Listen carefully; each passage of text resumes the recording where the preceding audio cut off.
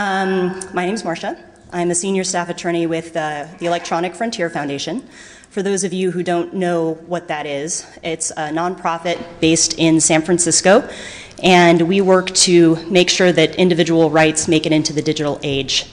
I work on our civil liberties team. I do privacy, free speech, security related stuff, and over the past several years I've done a lot of work on open government issues, and that's what this talk is about today, of course. We're going to talk about how to get your FBI file and other information you would like to get from the federal government. So we're going to talk primarily about two laws. The first is the Freedom of Information Act. This is a law that lets anybody ask for records from federal agencies. You can ask for whatever you want. It doesn't just have to be about you. You can ask for records about what the government's been up to in various contexts. It's pretty wide open, and there are no requirements about who can ask for records. I mean, even if you're not a U.S. citizen, you can use this law. And there's a presumption in favor of disclosure, which means that the agency has to give you what you've asked for unless there's a really good reason not to give it to you. So what are those reasons? This is basically a list of the reasons why they cannot give you something. And, I think some of them are pretty straightforward. It's classified information. It would compromise a law enforcement investigation. You see I have one down there that says privileged. I know that's kind of vague. Basically what that means is that if the government were in some sort of a civil case with somebody, they would be able to withhold it under some litigation privilege. So, this might be like attorney-client privilege stuff, this kind of thing.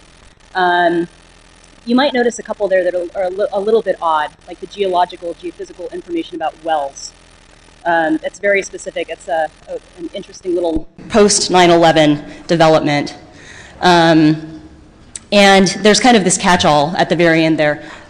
Other laws say it doesn't have to be disclosed. And basically what that means is if Congress at some point makes this decision that a particular type of information shouldn't be released to the public, then they can pass a law that says that that can't be released under the FOIA. So just to give you an example, the National Security Agency has a special exemption so that information about its activities and operations wouldn't have to be released under the FOIA.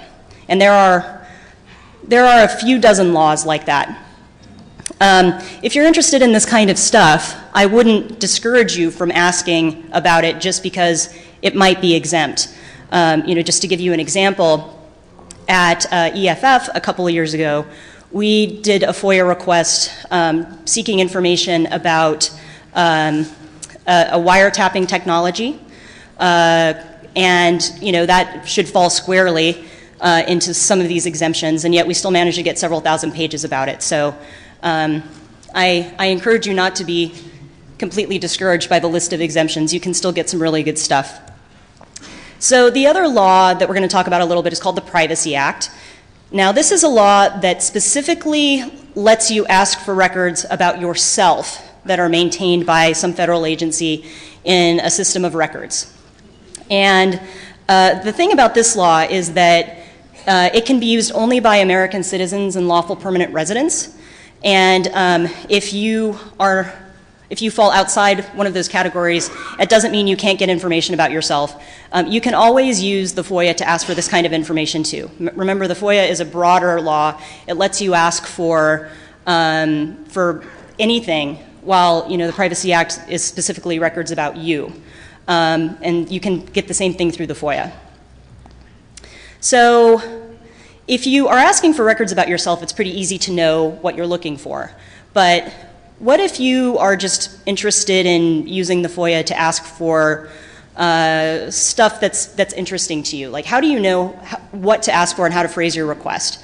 So the best way to do this is to pay attention, I would say, to the news. If there are interesting things that you're reading about that you find compelling, that you want to follow up on, you can learn about really interesting stuff just in news reports, press releases, government reports. If you hear about some congressional hearing or somebody talked about this FBI surveillance technology, these are all really good fertile grounds for formulating FOIA requests. And how do you know where your request should go? So the government actually is required by law to make this fairly easy. The first step for you is to figure out which agency or agencies might have the information that you're looking for. Keep in mind that you're required to ask for stuff that already exists. They don't have to create records in response to your FOIA request. So, you're actually, you have to think about where the documents or other materials that you're interested in, where those things are likely to be, and then check the agency's website for information about how to submit the request. Some agencies will let you do it electronically, which is super great and easy. For others, you need to send in a letter or you can fax it in. But the agencies are required to have these websites that make this information very easy and available to anybody who wants to send a FOIA request or a Privacy Act request. So how do you write a request? Over the years, I have come up with a few things that I think are pretty decent guidelines. First of all, describe what you want as precisely as you can, because you don't want a situation where you ask for something very general and they dump thousands of pages on you and you're combing through for the little bit that's interesting to you.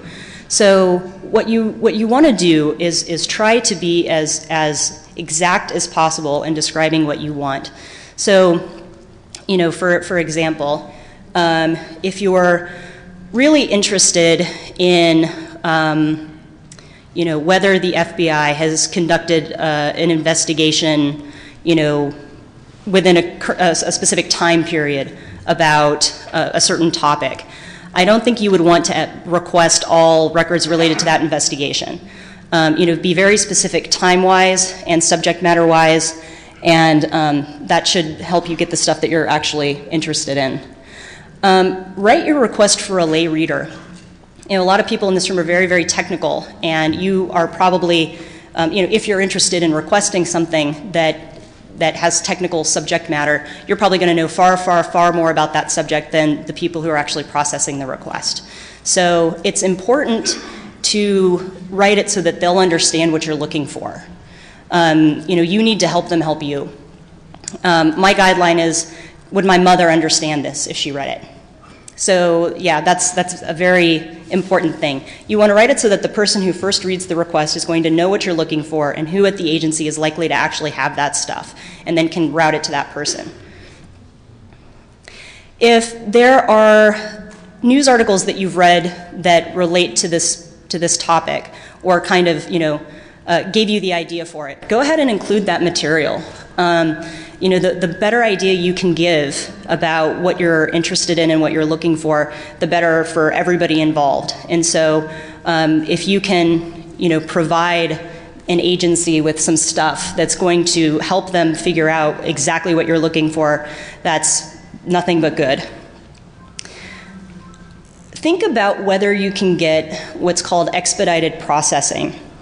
So this is a concept that is in the FOIA, not the Privacy Act, unfortunately, but the FOIA, that basically says that if you can demonstrate a compelling need for information, then they will move your request to the head of the line and process it first. And the way that they define compelling need, they define it a couple different ways. One type of compelling need is if you don't get the information, it's likely to result in harm or threaten the life of somebody. So, it's unlikely you're probably going to be able to make use of that. But there's another one that says that if you are primarily engaged in disseminating information, so like if you're a journalist, and there is an urgent need to tell the public about the stuff you're asking about, then that's a good ground for expedited processing. So, the concept is basically, is this a breaking news story, and are you somebody who has a track record of journalistic activity and you might be breaking it? So there are some interesting questions at this point about exactly what a journalist is. And, I imagine a lot of you blog. And if you are in a position, to be able to show that you've written about a certain subject matter, and you've submitted a request that's relevant to that, or relevant to something else that you're interested in, if you can show the agency that you have this history of basically writing journalistic type stuff, then you might be able to get expedited processing, and that's completely awesome because then you can get it processed much faster than you otherwise would be able to. So if you can, ask for reduced fees. So under the FOIA in particular, an agency is allowed to charge you fees for the time they spend searching for the records, reviewing the records, and also any costs associated with duplicating the records to give them to you. But you can get these things waived in certain instances. So for example, they will not charge you search or review fees if you can show that you're a member of the media or that you're affiliated with an educational or scientific institution and you're not requesting something for commercial use. So, think about whether you're able to make that kind of an argument. Are you a student? Are you a fellow somewhere? Do you blog? If you can basically show that you meet some of these criteria, then you may not have to pay any sorts of fees like this. You can also get duplication fees either reduced or completely taken care of if you can show that disclosure of the information that you are looking for would be in the public interest and you're not requesting it for commercial use. So, this is basically making an argument that, whatever you have requested would contribute significantly to public understanding of that topic. And so if you can, kind of check both of these boxes, you're in a position where you could, in theory, hopefully, get the material you're asking for free. So what if you're asking about yourself? Again, the FBI file scenario. You want to request your own FBI file. As I mentioned before, you can use either law. And in fact, just as a belt and suspenders approach, you might just go ahead and call it a FOIA/Privacy Act request. Again, it would just be FOIA if you're not a U.S. citizen or permanent legal resident, but if you are, why not? You can use either law to do it. In order to get information about yourself from an agency, you need to provide them some personal information so that they can ensure that they're giving you information about the right person. That is you, as opposed to somebody with the same name or what have you. So, I talk to some people who would like to request records about themselves, but they feel a little antsy about providing personal information to the government. But just be aware that if this is something you want to do, you probably will have to provide some information. You'll also have to certify under penalty of perjury that you're not providing false information. So, I would discourage you from, providing your name and then, providing fake information for the rest because you just don't want them to have that information, because you do have to promise that that you're giving them just accurate stuff and nothing more. Again, take a look at the agency website and see what their requirements are. You may actually find that it's very, very simple to submit a FOIA request or a Privacy Act request. They may have some sort of web form to do it, in which case it's just the simplest thing there could possibly be. And so that's definitely something that's worth doing before you go ahead and write up a request. And so once you submit your request, what do you do then? Unfortunately, the open government system is kind of broken, and they're supposed to actually give you stuff within 20 working days if it's just a normal request, but that almost never happens. If you're requesting something about yourself, then it's a fairly simple thing to process and take care of. Like, for example, if they just don't have a file on you or they have a very small one, then they may actually be able to meet the deadline, but that's really unusual. So once you realize that you're not getting the stuff that you want in a timely manner, you have some decisions to make about how you're going to follow up. You can just bug them. Virtually every agency FOIA website has a list of people who are required by law to make themselves available to you and talk to you about your request. So you can develop a fine working relationship with those people and bug them and ask them why they haven't processed your request in the amount of time that they're supposed to. And sometimes this really works. FOIA people, they're working in a very flawed system, but for the most part, I find them to be really good people who take their jobs very seriously, and they don't, they want to help you. They don't want to be obstructionist. Another thing you can do is you can sue.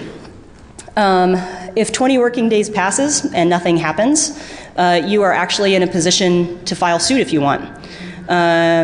You can sue where you live. You can sue where the records are located, which is often DC. As a default, you can always sue in DC.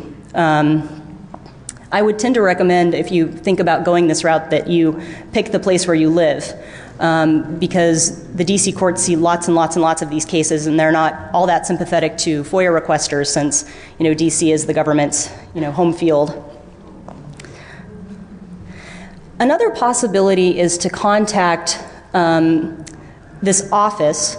It's called the FOIA Ombudsman's Office. This is a fairly new thing.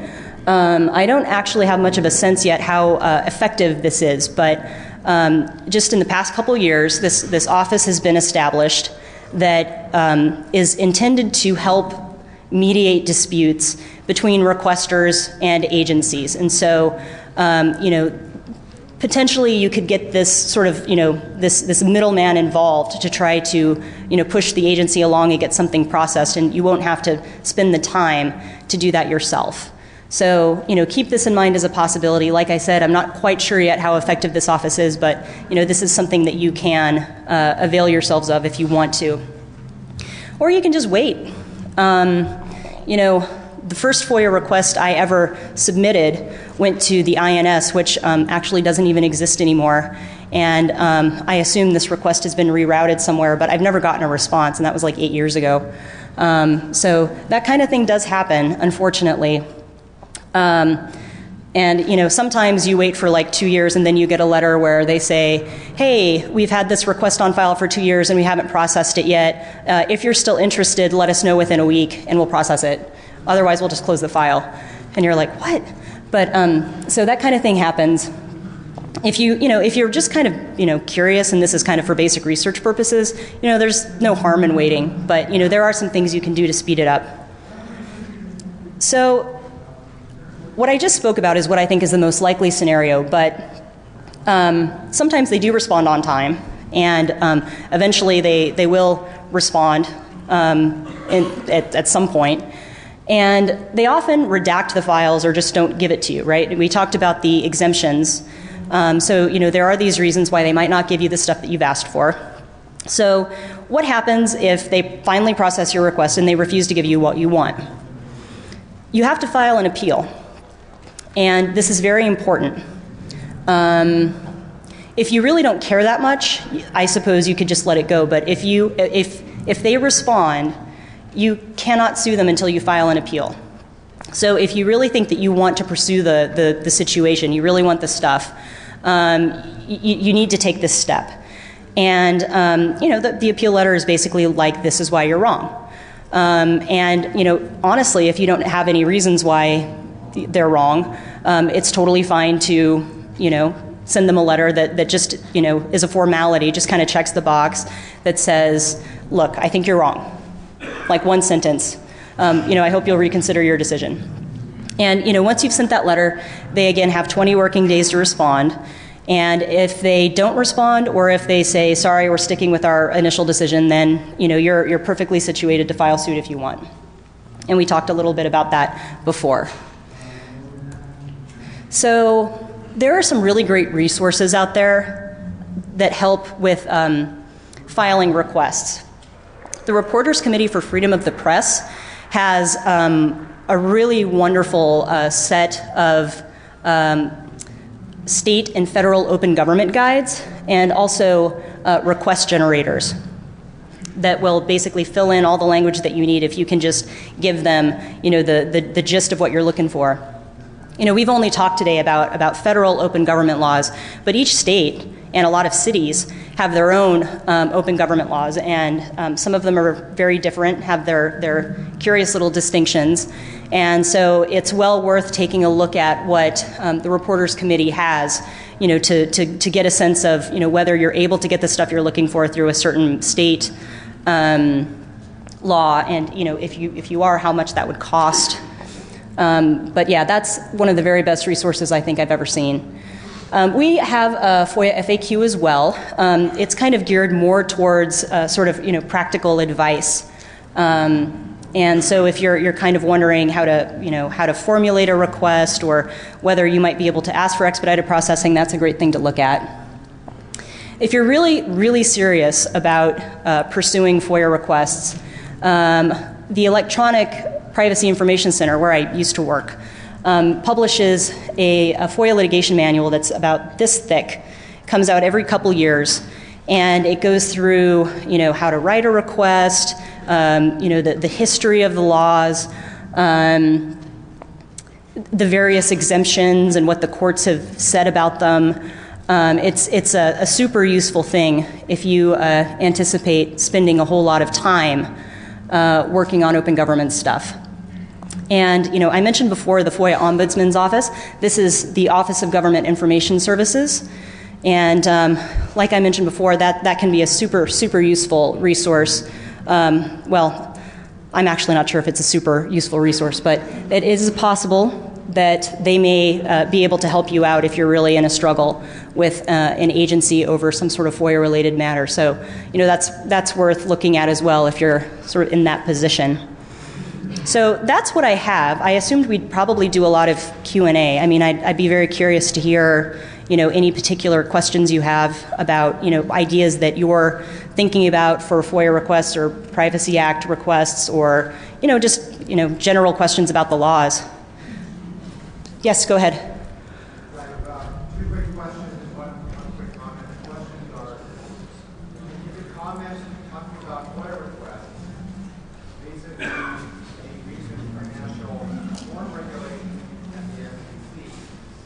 The other question is going to be, you said that bloggers can get more information than somebody else. Why, or what part of what law gives a blogger more right access to something else? And the quick comment is, you're an attorney, this is wonderful. Why, you're giving a great presentation, but you're talking about some kind of law reform. I submit FOIA request. Nothing happens. You submit to the TSA, you can get your name on the no-fly list as a reward, but you don't get the information. So talk about what really happens in the real world instead of Syria. What are your answers? Okay, so your first question was about financial regulation. Is that right? You wanted to know about FOIA with respect to the recent financial downturn and... The documentation that this law says that the SEC no longer has to respond to FOIA requests. Right. To be honest, I don't do a lot of requests in that area, so I really can't say how they have, turned out or what. There is a FOIA exemption we talked about earlier that exempts from disclosure materials that are basically related to financial investigations. And that exemption actually was in there, well before, the financial troubles of the last couple of years. I think it's a shame that happens to be in there, because I think we could have learned a whole lot more about, the causes of the downturn and, what the government has found about it if that exemption weren't there. But unfortunately, it is. And I wish I could tell you a little bit more about what FOIA requesters have experienced, trying to get information about that situation, but unfortunately I just don't know. Your second question was about bloggers and access to information. So bloggers and journalists, all right, they don't get preferential treatment in terms of actual access to information. Everybody is on the same playing field in terms of what they can access. But journalists can get special treatment in terms of how quickly the request gets processed. They can ask to have the request moved to the head of the line, And if the agency thinks that that's appropriate, the agency can do that. They can also get preferential treatment for fees. They may be charged less fees than, for example, some company that submits a FOIA request to get information about a competitor and the work that the competitor is doing for the government. But in terms of access to information, journalists don't get any preferential treatment. I want to make that clear. When you submit a FOIA request, you are entitled to the information that anybody else would be. You will get whatever you ask for as long as it's not exempt. And there is nobody who can show that they have a special need for that information so that you can't have it, or they can have it to the exclusion of you. I just want to make that clear. I think that's a very important point. And to that end, you never have to justify a FOIA request. You can ask for anything you want, and you don't have to explain why you want it or why you should get it. You also mentioned the practical realities of open government laws. This is absolutely true. I mean, I mentioned before that the system is terribly broken. The government has, amended the law several times to speed up the processing of these requests, to try to penalize agencies that don't comply. The fact of the matter is, when you submit a FOIA request, you have to be really diligent if you want it processed quickly. You have to take steps to make sure that it gets done. You have to take steps to push to have it answered in any sort of a timely manner. And, sometimes it works, sometimes it doesn't. This is why I wanted to tell you about the ombudsman and, the possibility of suing. I am an attorney, and I have found that often we get the best responses when we file suit. Because at that point, you drag a judge into the whole thing, and an agency has to justify to the judge why they're being so slow, and to simply say, look, we've got a lot of stuff to do. Sorry, that just doesn't work with a judge, and the judge has the power to say, you will process this and you'll do it in a week. So, I think that the FOIA process works the best when you've got requesters who are very aggressive and do whatever they can to push the system forward, because you can't expect that you're going to get the stuff that you want in the 20 working days you're supposed to get it. And this is particularly true with certain agencies. I'll tell you, the FBI has a terrible backlog. There are requests that sit there for years. But if you're really good about pushing your cause, I think you can get it done faster. Yes? What's the ballpark for the fees? Is it $20, $2,000, $20,000? It totally depends on the amount of stuff. If there are like 50 pages that are responsive to the request, they probably won't charge you for it at all. If it's like 10,000 pages, they may charge you like thousands of dollars. I will say that you will have the opportunity, if they charge you a lot of money, you have the opportunity to appeal and basically explain why it should be less or why there shouldn't be anything. And the other thing is, one thing you can do is in your request you can say, I'm willing to pay X amount of dollars in fees, whatever, $20. If it's going to be more than that, let me know. And then if they get back to you and say, hey, look, we're thinking this is going to be like 2,000 pages, we're thinking it's going to be, maybe, this amount of money, then you can maybe talk to them about sort of narrowing the scope of the request or sort of negotiating some sort of a solution to make it so that you don't have to pay that amount of money. Yes, behind you, yeah. Are previous requests archived in case somebody wants similar information? Can you keep the wait times down? That's a really good question. I think that the agencies keep all the requests on file. I actually recently submitted a FOIA request to see if EFF had an FBI file, and it turned out that all they had on EFF were our FOIA requests. And some of the filings that we had done in some of our lawsuits against the government. But I don't think there's any requirement that they have to keep every FOIA request on file, but I'm sure they do.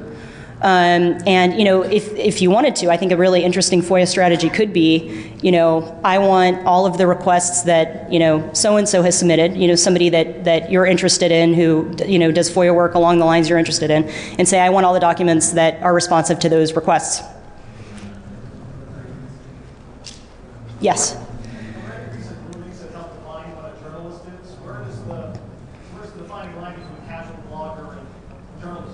That's still a completely open question. And actually at EFF, you know, we're interested in cases like that because we think that that's a really good opportunity to do impact litigation and, you know, establish some good precedent there. So if you are somebody who's a blogger and you submit a FOIA request and they're like, sorry, you're not a journalist, we're not giving you expedited processing, we're not giving you, you know, preferential fee treatment, whatever, you know, go ahead and let us know because we're interested in trying to help define that.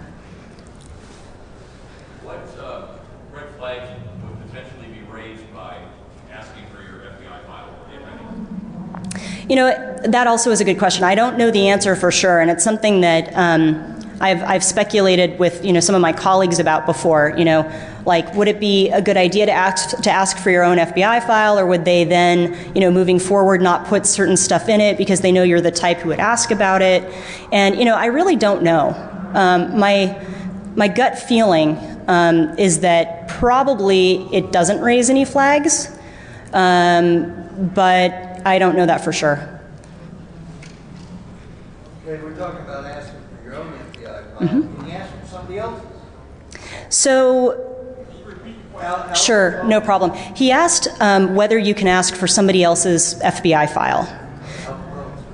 Al Capone's, for example. So, if it's somebody who's of historical interest, like Al Capone, and somebody who's dead, like Al Capone, I think it's, yeah, you can ask for it and you will get it. If you're asking about, you know, the FBI file of your neighbor because you think that he was like an informant in an investigation, they won't give that to you. They won't give it to you because, number one, you know, there are privacy implications to that, and number two, you know, if the person, you know, has assisted the law enforcement, a law enforcement investigation in the past or continues to do it, it could compromise some investigation. Now, if it's somebody who you know and, you know, is interested in getting the information himself or herself, you can do a thing where you can basically get their consent. You know, you can have them sign a waiver or something and get the information that way. How about a public figure? Yeah, public figures, I think, most likely you can get that kind of stuff. You know, it's a little blurry line because, you know, what kind of public figure, right? I mean, like Michael Jackson, I'm sure you can get Michael Jackson's stuff. You know, like the mayor of your town, you know, certainly a public figure, definitely a political person. But, you know, there might, the FBI might decide there are some privacy implications there and, you know, might not, you know, be as forthcoming.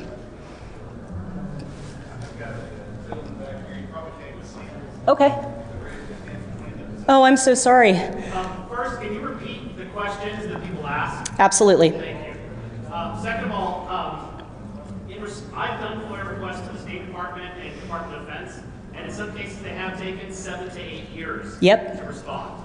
But my question for you is, what do you do when a public agency seems to be responding to your request with paper where the records are electronic and charging you excessive fees because of that? Yep. I'm really glad you asked that question. I actually kind of meant to address that in my presentation and I didn't. The question is, what do you do when an agency is giving you documents in paper form when it appears that it's electronic information and they're charging you an arm and a leg because they're giving you this paper and there are duplication fees and stuff? So under the FOIA, you can request that information be given to you in electronic form. And that's often a very good idea because it keeps down duplication fees. And so if you have any inkling that the stuff that you're looking for is likely to be in a database or whatever, you know, certainly mention in your request that you would rather they not, you know, print out reams of paper, that you'd rather just have it on disk or whatever. And, you know, you can ask for it in, you know, whatever format you like. If they don't maintain it in that format, they don't have to, like, you know, they don't have to, you know, sort of make something new for you, but, you know, it certainly would kind of opened the door for sort of talking about the best way to do it.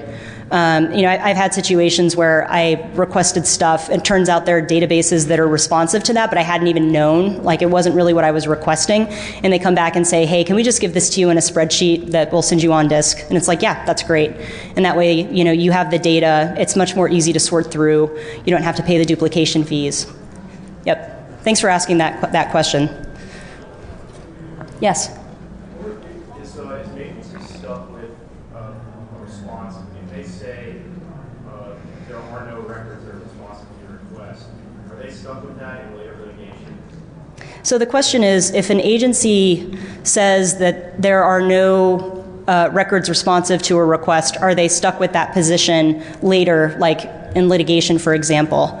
So, I mean, I assume you're asking about a situation where they say at first, sorry, there are no records, and then later they're like, oh, well, we went back and looked, and it turns out there are. Is that right? Right. Yeah. So I think in a situation like that, they probably wouldn't be stuck in that with that representation. And actually, that's better for you anyway, right? Because you're getting the stuff that you want. Well, it depends on the context, and it depends on whether the parties in the other action. Right. Yeah, I've had a lot of situations where they say, so we looked, here's the stuff that we found. Then later they come back and they say, actually, we looked and there's more stuff. And that never seems to bother me because I want that stuff anyway. And so I think that if if you're looking for information, I don't think I would make much of an issue of the fact that they find more stuff. I was thinking more about a scenario where they respond to a journalist's request saying, no, we don't have any information about that. And in later litigation where the information would be helpful to them, they seek to offer it for it. Let me ask it in a more specific way. Okay. Is there much, if there's real consistency among responses? In California, petitions requests for California is easier to get peace officer records. Any two requests that are identical to the same personnel file yield different results. Yeah. Because they're processed by a different clerk and under slightly different circumstances. Right. What happens with these sorts of requests? Do you get a different file back? So his question now is, about consistency between, different people and also I would say different agencies processing the same request. These are human beings who are doing this, right? And sometimes people make mistakes, and sometimes their judgment about a certain issue, can be different. And so, I've definitely seen situations where I get one document from one agency that has certain redactions, and I get the same document from a different agency with, fewer redactions or more redactions. So that definitely happens. In terms of like a legal position to push on, like before a judge on that, I don't know that there is, much to say about it other than, you could argue that some stuff was improperly redacted, and you can tell that because this other agency gave it to you. And I think that's kind of like just a, more a common sense kind of a thing rather than, anything in the law that says that, they can't do that. Does that make sense?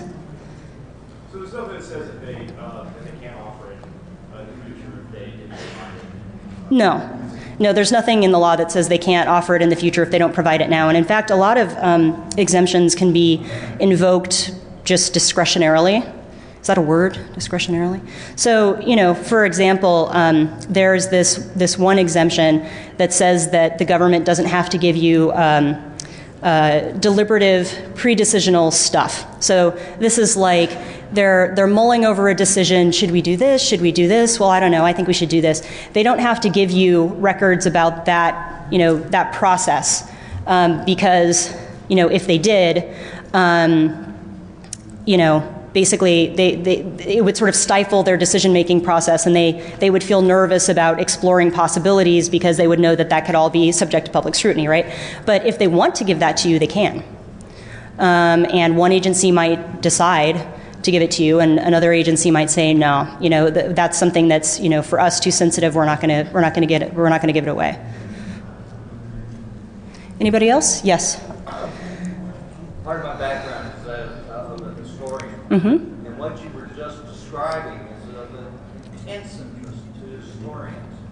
If they refuse to give it to you, can you appeal? Absolutely. And in fact, you have to appeal before you can file suit.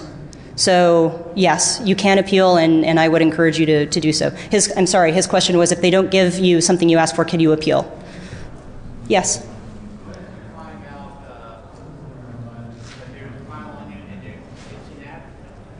I'm sorry, I can't hear you. Could you speak up, please? What if you find information on your file that is in error, incorrect?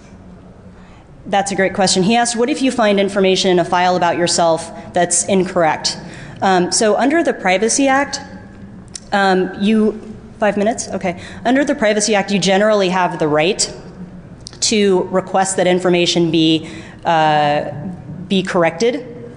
You have the right that information that's maintained about you be accurate and complete, and you can request that they, basically correct anything that you find wrong in the files about you. But there's a caveat here, which is that law also lets the government exempt certain systems of records from requirements like that. So, for example, if you were on the terrorist watch list, you would never see that file, by the way, but if you were on the terrorist watch list and there was information about you that was incorrect, if you somehow figured that out, you wouldn't have any right to ask that it be corrected or amended in any way, because that system of records has been exempted from those requirements. So this is an increasingly big problem, because in the post 9/11 era, a lot of these sensitive databases that are used to make decisions about people are exempted from that kind of requirement. Yes. Would you recommend having these requests submitted to a personal attorney? The question, correct me if I'm wrong, but I think the question is, would I recommend having a FOIA request submitted through an attorney? So I think that that's a personal decision. I mean, if it's something that is really important to you to get just right, and you expect to pursue it, and it's like an important business thing for you, you might have an attorney do it. But of course, that's going to cost money. That's going to be more expensive. And I think that anybody is perfectly capable of writing a great FOIA request. So, I think that that's up to you. I don't think it requires a whole lot of specialized knowledge. And to the extent that it does require specialized knowledge, you probably have it, because you know what you're interested in. Right. Well, the purpose of that, in my opinion, would be to possibly have some kind of benefit as to expedited process. There's no such situation. I'm sorry, could you repeat that? What I was trying to get is it beneficial in any way? Will it expedite the process? Will they see, hey, it's an attorney, hurry up? So that, the question is basically, are there situations, for example, when you're asking for expedited processing, where it might be beneficial for the request to come from an attorney, probably so they take it more seriously? Is that what you're thinking? On a common sense level, I would say yeah. But, I also think you can draft a request that is, perfectly excellent and, get what you want. It may be the case that if it comes from an attorney, it looks a little more official, and the agency's like, ooh, we should make sure that we really think about this carefully. But I don't think that it's something that's so important that I would suggest that all of you hire lawyers to do your FOIA requests. We're going to take you to the Q&A room. Okay, so I'm going to go to the Q&A room now, and I'm happy to talk to any of you about any questions that you have. And I'm also going to be around all day. EFF has a bunch of presentations today. I encourage you to go to as many as you can. They're going to be awesome. So thank you so much for your time. I appreciate it.